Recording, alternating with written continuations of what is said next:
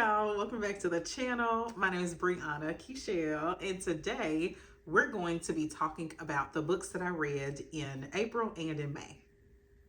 I didn't tell you guys about all the books that I bought like back in February.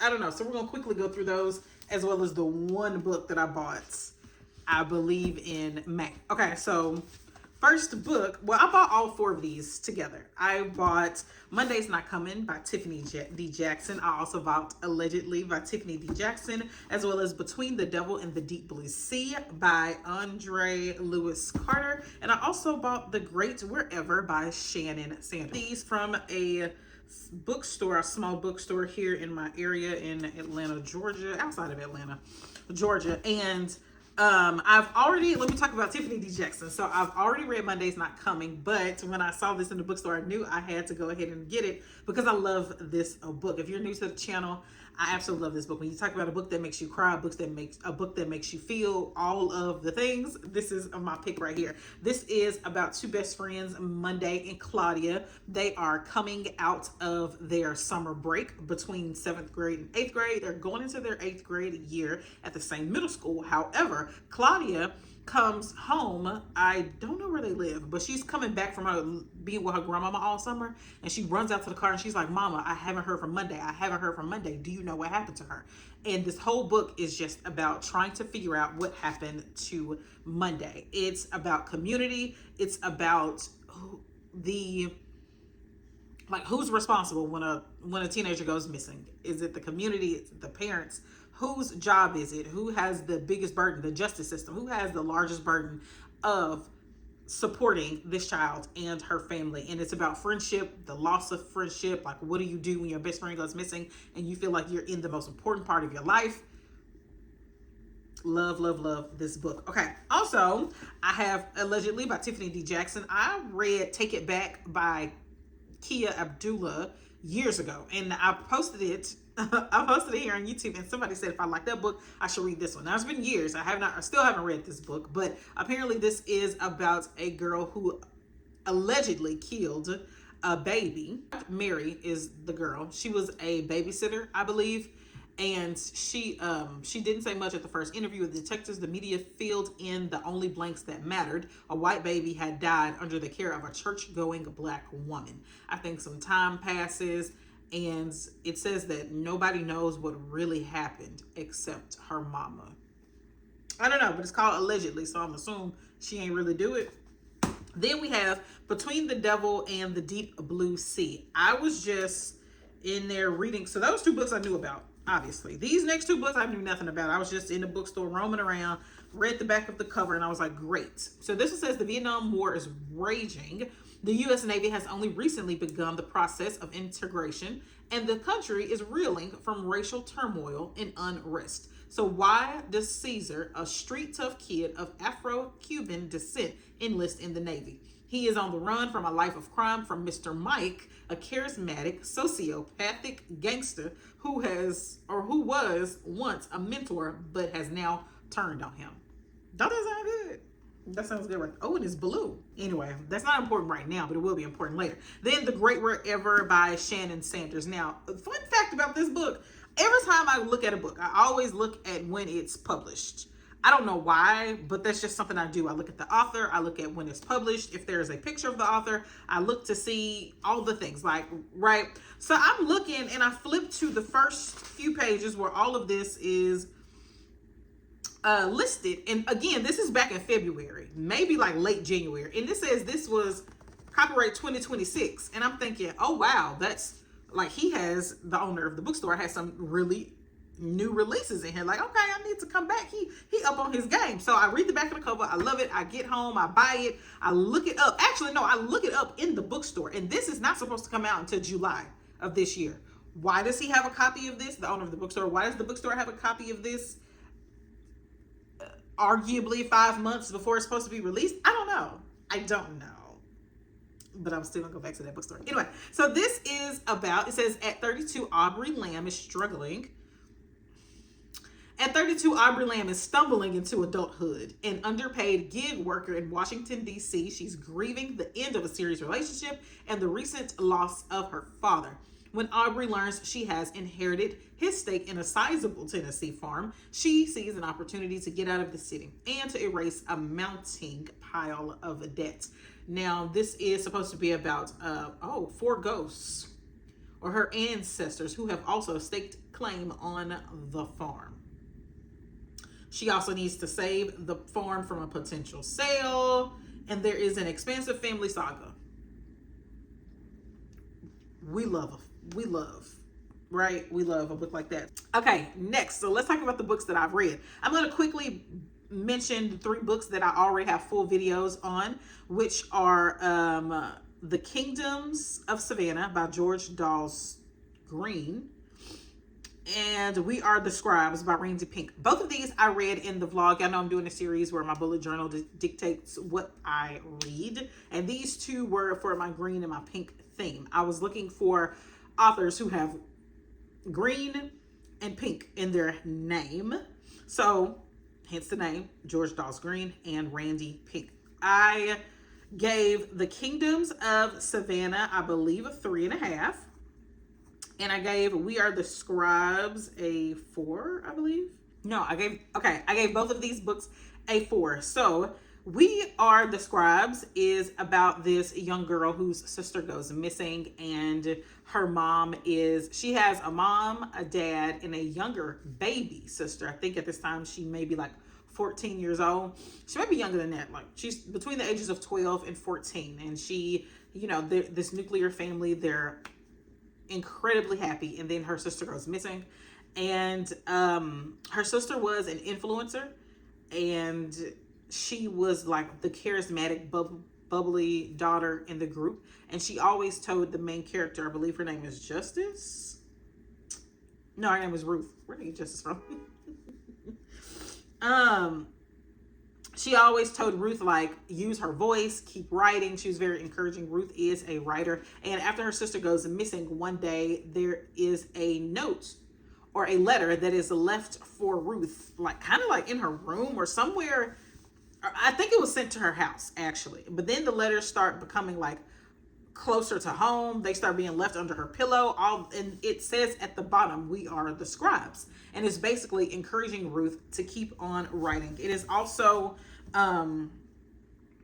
it says that the letters are sent by Harriet Jacobs, who is the author of the autobiography and the American classic Incidents in the Life of a Slave Girl. So all of this is happening. Like, she's getting the letters. Her mama is in a public front-facing job, and she trying to do a lot in politics. Her sister went missing. Her daddy got to be a stay-at-home dad, and he ain't ready for that. She got a little baby, sister that's like 2 years old. It's a lot going on.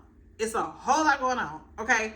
Now, the reason I gave this 4 stars is because, number one, I did enjoy the characters. I think Ruth is the perfect character to follow during this tumultuous time. I did enjoy the plots until the end. All the characters were good. The mom, the dad, like, all of the characters were really good. I really enjoyed the relationship between the dad and Ruth, and as he's figuring it out. All those things. I said all of this in the vlog, actually, so let me cut that short. Then I read The Kingdoms of Savannah, which is a murder mystery about this guy who is found dead in a building that was burned down. It is also about this woman who goes missing. Now, this woman was, a little off her rocker. So there are only a few people in town who really care, unfortunately. It's really sad to say, but there are only a few people in town who really care about what happened to either one of those people, and one of those people who care was best friends with the victim who passed away. She is a part of a family who have a small law firm who has been paid to represent the man who was accused of burning down the building. Okay, really good book. Gave that a 4 stars. So if you want to know more about those videos, go ahead and check that out. The next one that I have a full video on is When Pages Meet Pixels, which is about, it's a romance about this computer science nerd and this woman who was recently divorced and them getting together. And it was really cute. It was really good. I enjoyed it. It was sent to me as an ARC, so I have a whole video about that. All right, great. Now let's talk about the books that I did not give the best rating to. It is really hard for me to rate books less than a 3 star because, like, if I finish it, usually if I finish it, I'm gonna give it a 3-star. Otherwise, I'm gonna DNF it. But I'm trying to DNF a little bit less. Y'all see that? A little bit less. Okay. And sometimes I push through and I be like, well, I should have just DNF'd it. One of those is The Forgotten and the Feared by E.C. Garrett. It's the first book in the Dragon Queen series. Now, I gave this a 2.5 because, first of all, let me tell you what it's about. It got dragons in it. It's about these two girls who live in a town. It sounds a lot like the Hunger Games, just with dragons, to be honest. It's about these two women who live in a town. They're not related, but they call each other sisters because they like found each other. You know, they were sisters. So, shout out to EJ Speaks. Anyway, they call each other sisters, but they're not really sisters because they found each other. They're both kind of like runaways. And one character is a lot older than the other. Amelia is a little bit older than Diana, so she is like the protector. And there is supposed to be like this big old event happening that nobody wants to be a part of, kind of like the Hunger Games. Like they make the people in charge make the little people fight dragons to the death. Fight each other and then fight dragons to the death.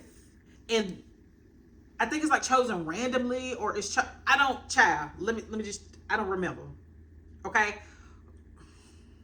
But these people at the top, they send their little minions to the towns and the outskirts to bring in those who are impoverished and living life a little bit less than under the poverty line.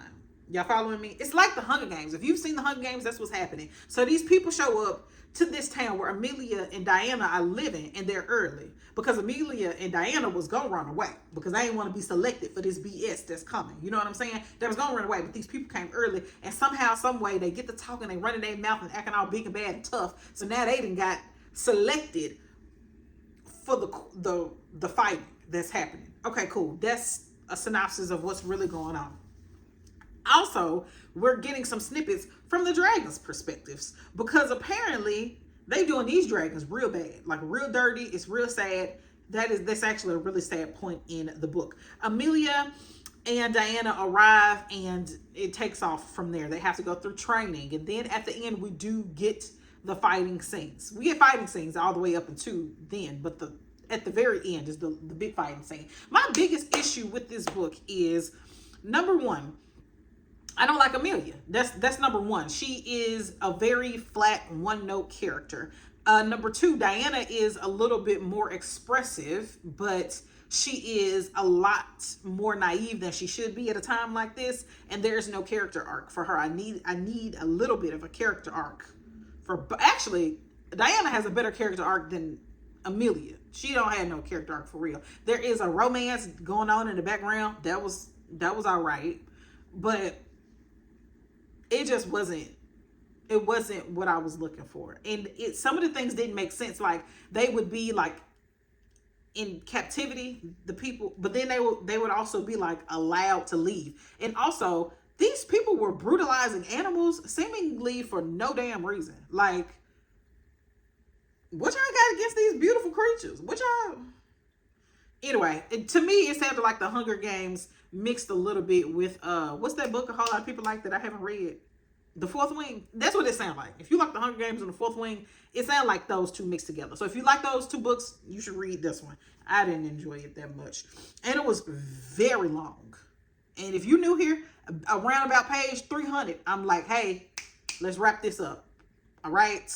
So looking down, and I got 200 more pages to go. And then it was redundant, like whatever, we're off that. Sorry. But if you like those two books that I mentioned, you should read The Forgotten and the Feared.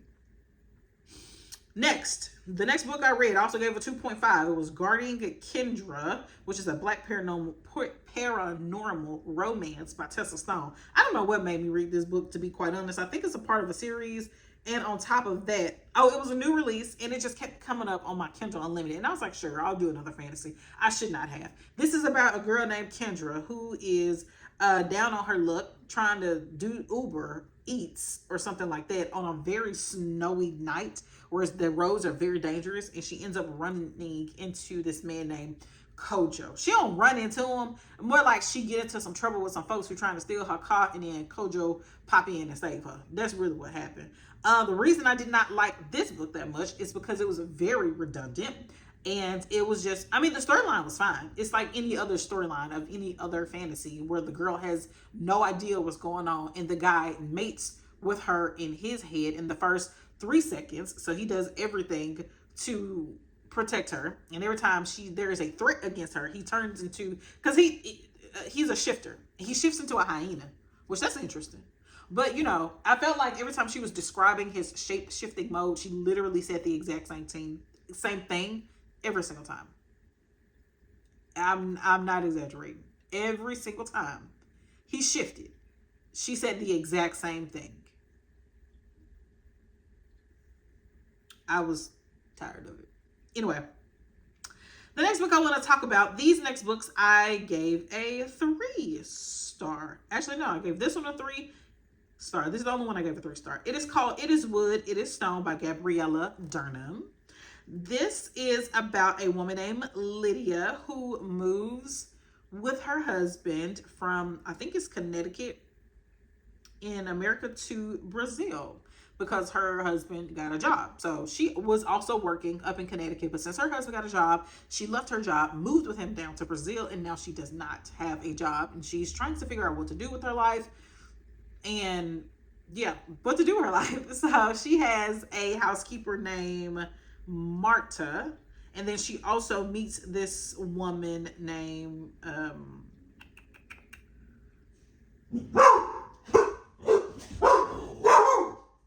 hold please. Okay, it's all right. So then she meets another lady. I forgot her name, but she has a chance meeting with this lady who I believe Linda is like on her way to the bus stop to go somewhere, and she meets this woman at the bus stop, and they just kind of hash it out. They talk it out. They become friends, and they ended up going to a bar that same day. So she's friends with her. So this book is about Linda and these two people in her life who are influencing like her decisions and how she spends her days and her times and what she ends up painting. She's a painter. So it's an interesting book. I don't know why it's called It Is Wood, It Is Stone. I'm pretty sure they say it at some point in the book, but I forgot. Linda basically takes on a whole new life, and she's loving life again. She's falling in love with the area that she lives in Brazil. She's having a good time, and we're just basically, it's like a slice of life type of book. If you like those, it's basically like what's happening with Linda, in her life for that time that she's living in Brazil. The only reason, I mean, it was enjoyable. I liked it. I think if you do like those slice of life books that is just like literally just a moment in time, then you would like this book. I think the only reason I didn't like it is because like, actually, I don't know why.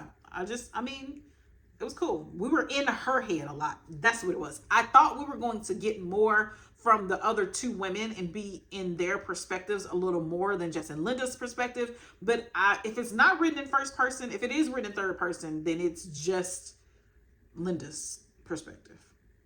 And that's fine, but we're in her head a lot.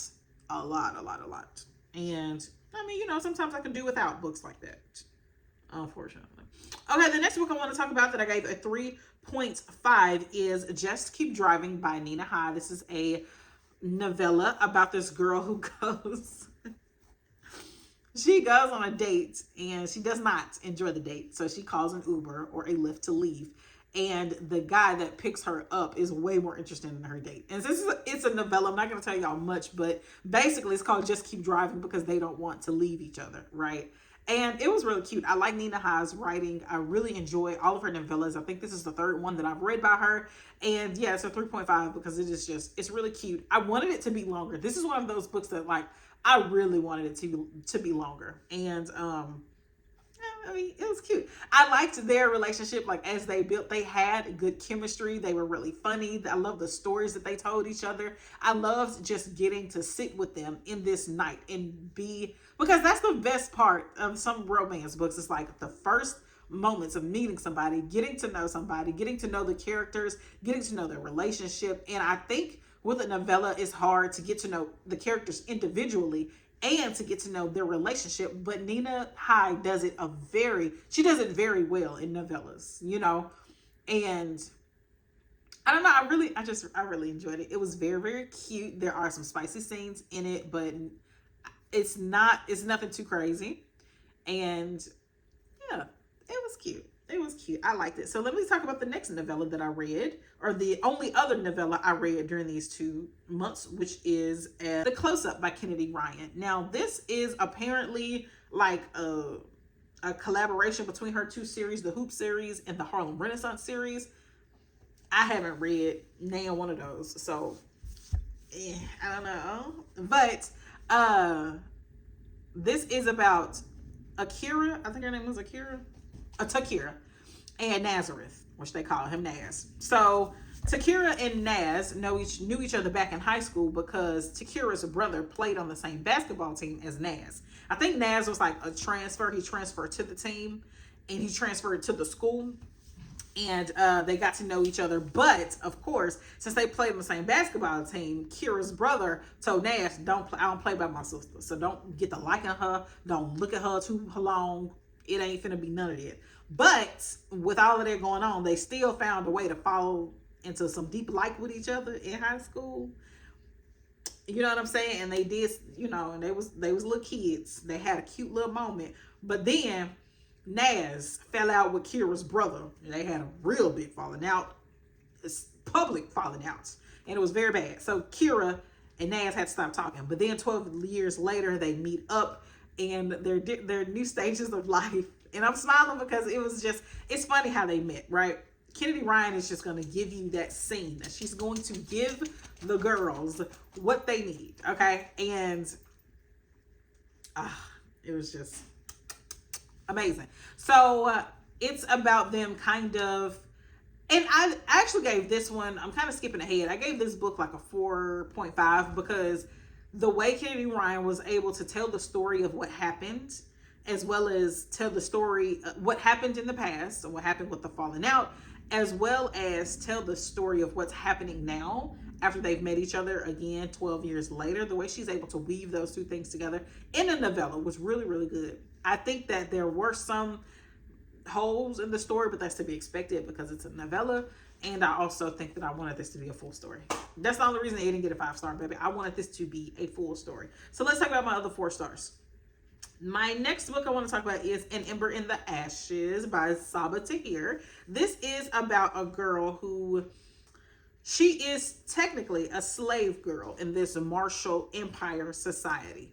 And it says, those who do not vow their blood and bodies to the emperor risk the execution of their loved ones and the destruction of all they hold dear. It is in this brutal world inspired by ancient Rome that Laya lives with her grandparents and older brother. The family ekes out an existence in the empire's impoverished back streets. They do not challenge the empire. They've seen what happens to those who do. But when Laya's brother is arrested for treason, Laya is forced to make a decision. In exchange for help from rebels who promise to rescue her brother, she will risk her life to spy for them within the empire's greatest military academy. And that's where she meets Elias, who is like the top student in this military academy. And he got some things that he's warned with as well. I loved this book. I really, really, really, really loved this book all the way up to the end. So Laya is in a dangerous situation because she is a spy, but the person that she's spying on is one of the most lethal people in the empire. She's also has a connection to the rebels through her brother or her family, really. And she's trying to figure out, like, are they playing me or are they really going to help me find out where my brother is? And then there's like a twofold romance because she kind of is starting to like up on Elias, but Elias is set to become a very, like, a highly militant soldier. He's training to be one of the most lethal soldiers that they have in the empire, which is also connected to people that Laya don't like, because these lethal soldiers who kind of have some powers, they're trained really well. They are forced to go through some extensive training and also kind of fight to the death as well. So we're getting Elias's story as he's going through this really intense training. And we're getting Laya's story as she is a spy spying on this person who is real lethal as well. Like, it's the stakes are high. All right, if I ain't, the stakes are high. Okay.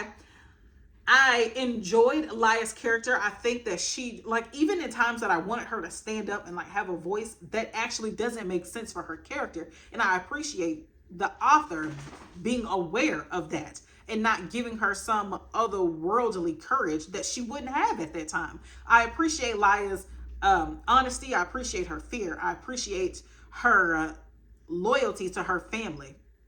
And I appreciate her story arc. I really liked Laya as a character. I think that she made some decisions that I wouldn't have made, obviously, but she was really scared and she had to find her, she's in this position of like, and she's being punished for some of the things. Like when she slips up, because she's a spy, she slips up doing certain things.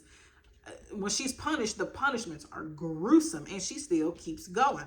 I like that we're getting this. Now, Elias, on the other hand, he is also a complex character because he's going through this training and he's not necessarily like 100% on board. So we trying to figure out what he's gonna do as well. There are some side characters that get on my nerves a little bit, but other than that, the main characters are phenomenal. I really liked them. I liked the story. I loved the plot. It was, it was just very heartwarming and heart-wrenching. I really enjoyed that. The writing was good. It was kind of simple, but also I want to say there were some plot holes in the writing, because a few things that happened, I was, like, what? Other than that, perfect. However, at the very end, I just didn't like how it ended. I wish it would have ended differently. I wish we would have gotten more answers.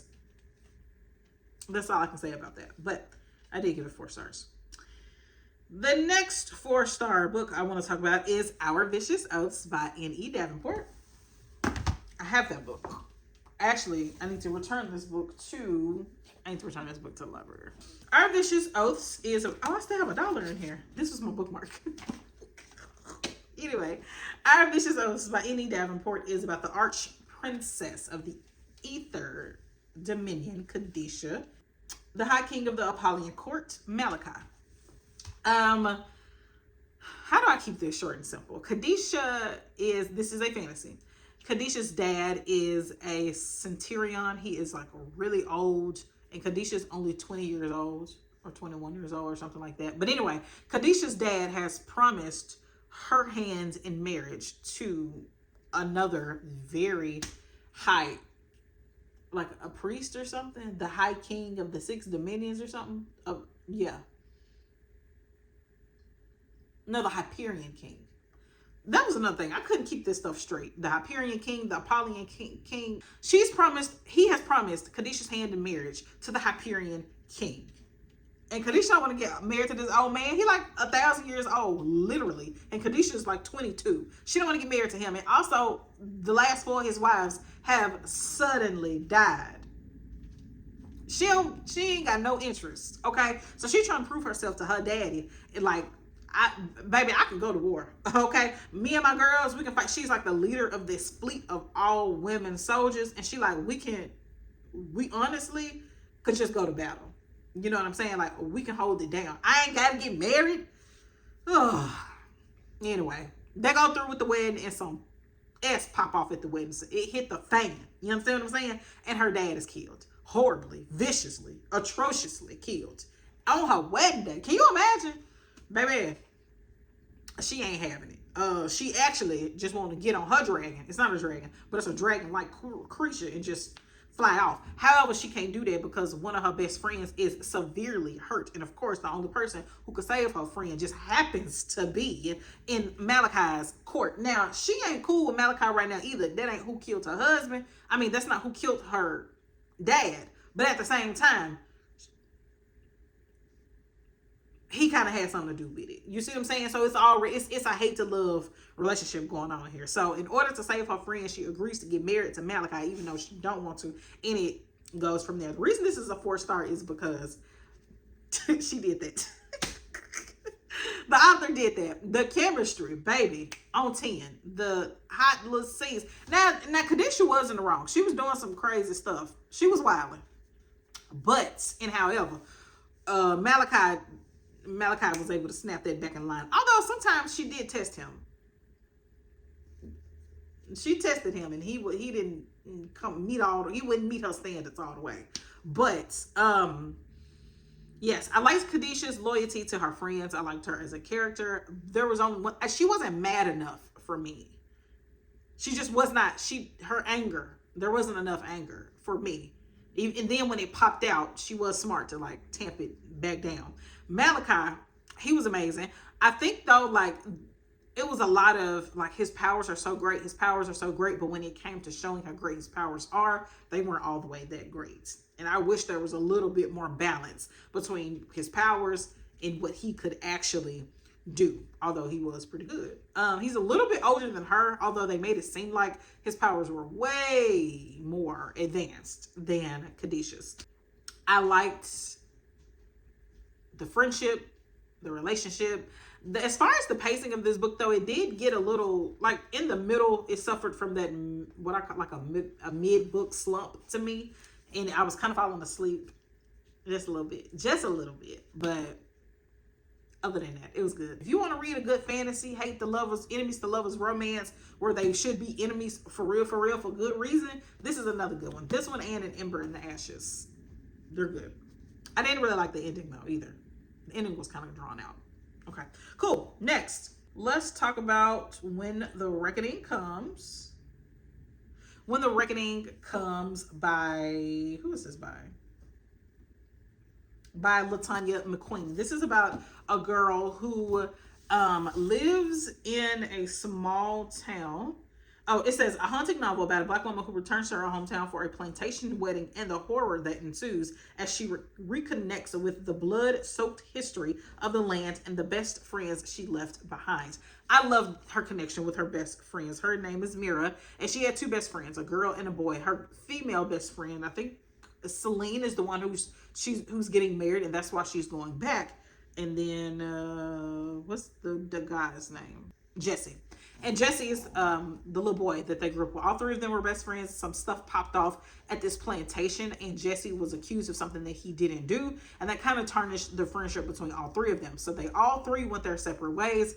And Mira is the only one who's coming back to the town. Jesse and Celine still live there.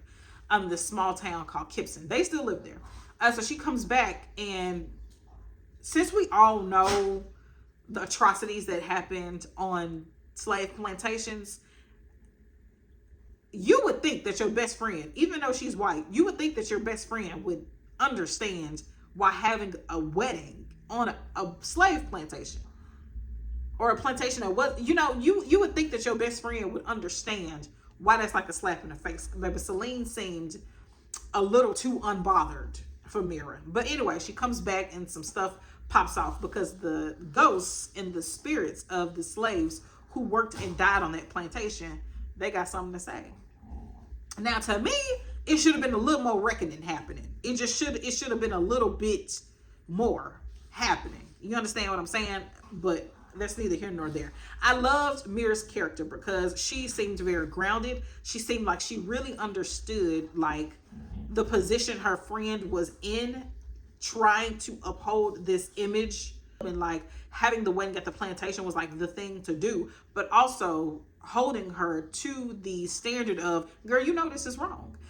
Mira was also a high school English teacher, and she has had some battles with how she dealt with certain situations with students, some difficult students. She also was kind of down on herself on how she handled her relationship with Jesse. So all of these things are playing a part into her coming back to Kipson and to be a part of this wedding. She was asked to be a bridesmaid, I think, or a maid of honor. And she's like, girl, I ain't talked to you in years. Like, why would I do that?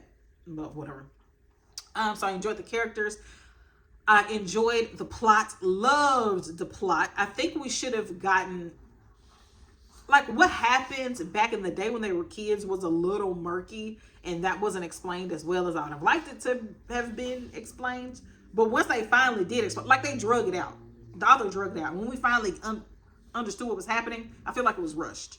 Other than that, though, it was an amazing book because when they get to that plantation and Mira see what's been happening, like when she see what's been happening and that stuff start popping off, it's weird, but it's good. But anyway, it was good. I gave it a 4 stars. I think you should read it. Just saying, I think you should read it. Okay, last but not least, Mrs. Wiggins by Mary Monroe. This is about a couple who get married. They live in this small town called Lexington, Alabama. And what's her name?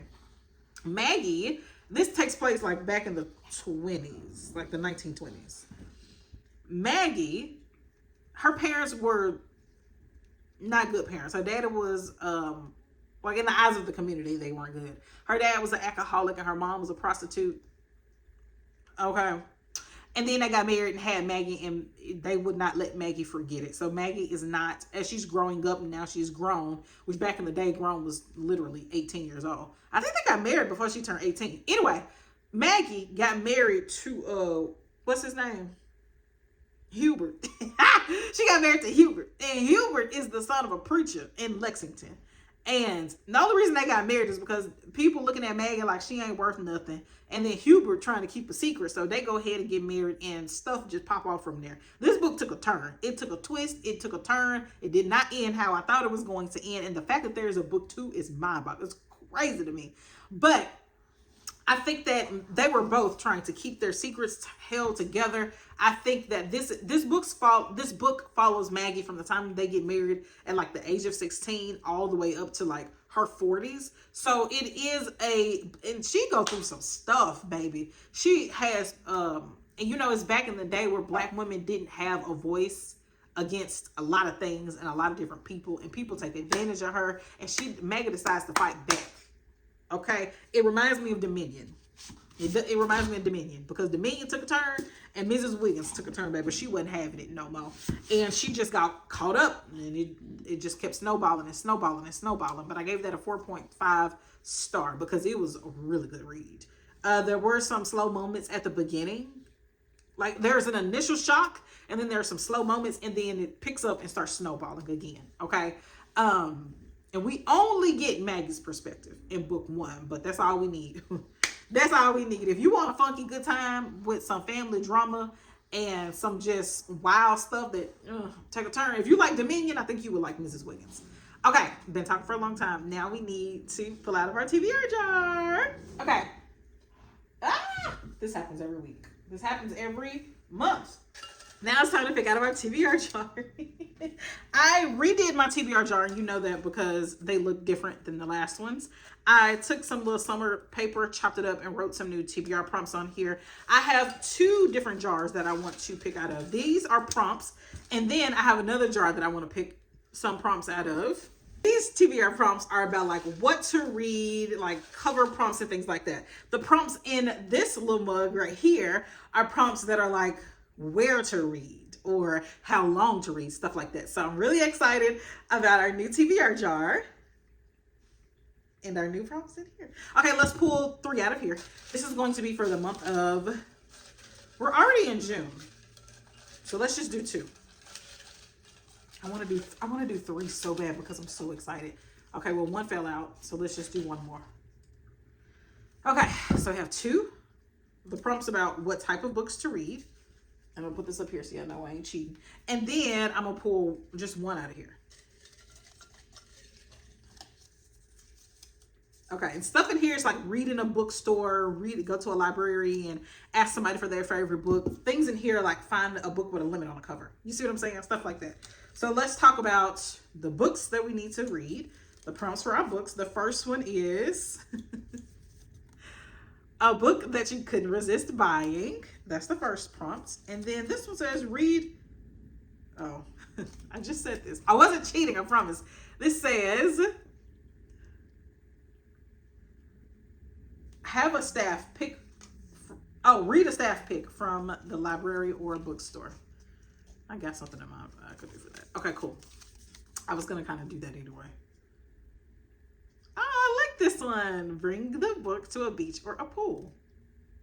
Okay, cool. So those are our 3 prompts that we're going to try to work into the remaining days of June. And yeah, that's it. So thank you so much for watching.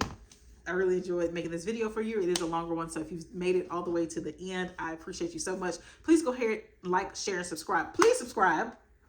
Subscribe, because I'm real close to 1,000 subscribers. I'm real close to 1,000 subscribers, and you could be one of those. See you in the next one. Bye.